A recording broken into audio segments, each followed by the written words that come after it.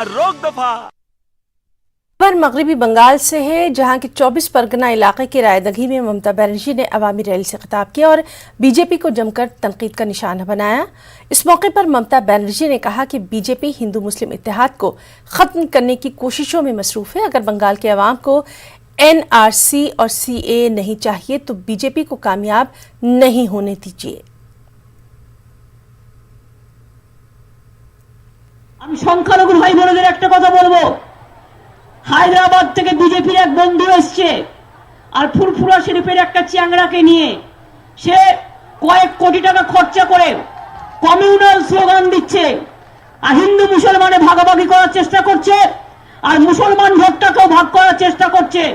যদি আপনারা এনআরসি না চান, এনপিআর না চান, কে না চান, বাংলায় হিন্দু মুসলমান ভাগ করতে না চান, সংখ্যালঘু ভাই বোনেরা আমার, ওদের একটা ভোটও দেবেন না, ওদের একটা ভোটও দেবেন না, ওদের একটা ভোটও দেবেন না।